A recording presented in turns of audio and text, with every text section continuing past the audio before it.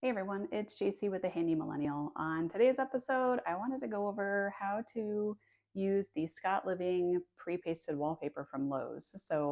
I had previously purchased some peel and stick wallpaper for this back kind of wood piece that is technically the closet wall. Unfortunately, the previous super old wallpaper glue is extremely difficult to get off. I've pretty much tried everything at this point, scrubbing it, scraping it, sanding it.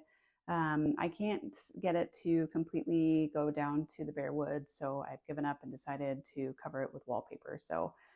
Again, I previously tried a peel and stick. It lasted for about 3 days before it peeled off, which was heartbreaking because I spent so much time applying it. So I am moving to more of a permanent solution and purchased this roll of textured pre-pasted wallpaper from Lowe's. I just wanted to go over some things I've learned. The instructions that come with it are a tiny piece of paper stuck on the outside of the roll that are very vague and not very helpful. Overall, I would say it's pretty easy to use, to be honest. A little bit easier than the peel and stick wallpaper since I'm hanging such long sheets at once, which is what you'll find in a traditional wall in a bedroom if you are using this. Just some things I've learned: pre-measure the section that you're hanging. Definitely recommend that. I think with my peel and stick, I got this great idea to try to hang it on the wall and then cut it at the bottom, which turned out to be a nightmare because it stuck to itself at one point, and I had to start over in that section. Measure the length of the space that you're doing, cut that piece. The instructions recommend using some kind of bin that is the length of this, and I highly recommend that. I tried to use a 5 gallon bucket full of water. Unfortunately, it's not long enough. This is about 20.5 inches. It's not long enough to get both sides wet. So I recommend definitely a rectangular flat bin of some kind full of water that you'll use to dip it. So after you get your piece cut, you'll fold it inside out or roll it up inside out so that the paste side is facing outwards.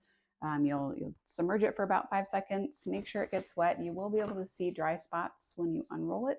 But just so you know, a heads up, this turns into instant sticky slimy goo. So this is not a sensory friendly project, just so you know.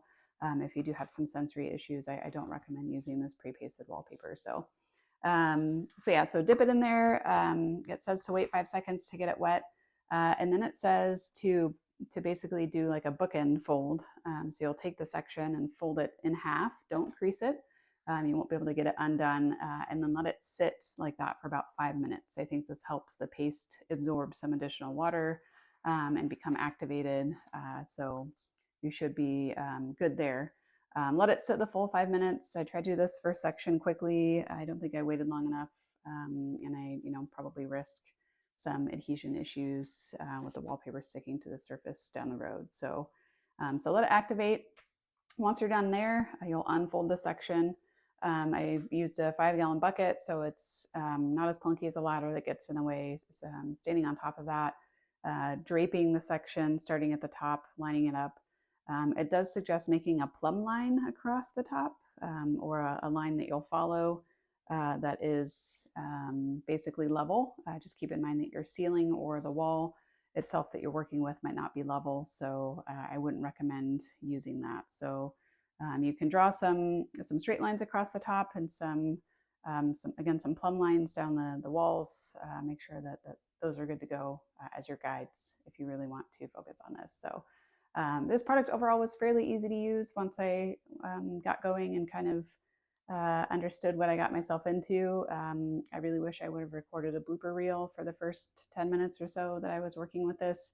There is a pile down here, which, by the way, I put a piece of, that's just a piece of foam, basically cover up on the floor. It does get very messy when you're working with the water and dipping it in and trying to get it unraveled.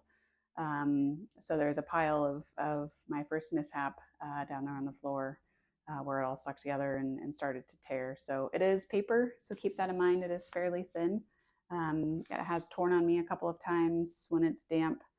Trying to maneuver it and get it into place, just be very careful. As far as the seams go, I think it actually is starting to look really great once the glue is drying. So it's fairly easy once you get it lined up. You can follow the pattern. This textured one is really nice because it's kind of random, so there isn't really a pattern to line up. But you can look for the patterns on the edges and make sure your pieces line up. And then what I did was once I got it mounted on the wall, I kind of pushed it really hard to that other seam. So it's a tiny bit noticeable in between the sections. Unfortunately, I have this narrow kind of 20-inch section there on the top that I'm working with, which is annoying. But I'm just pushing those close together. I do plan on painting this, so I'm hoping that maybe a tiny bit of caulking in between those seams and some paint will cover up anything that might be noticeable. So, but yeah, I think overall it's a lifesaver. Again, I couldn't really find a solution for this wall. I, could have put a ton of coats of paint on it, but really just trying to unify the look in the room and get a nice texture on the wall at the same time. So if you have any suggestions or tips and tricks, please feel free to leave those in the comments. And if not, we'll see you again soon.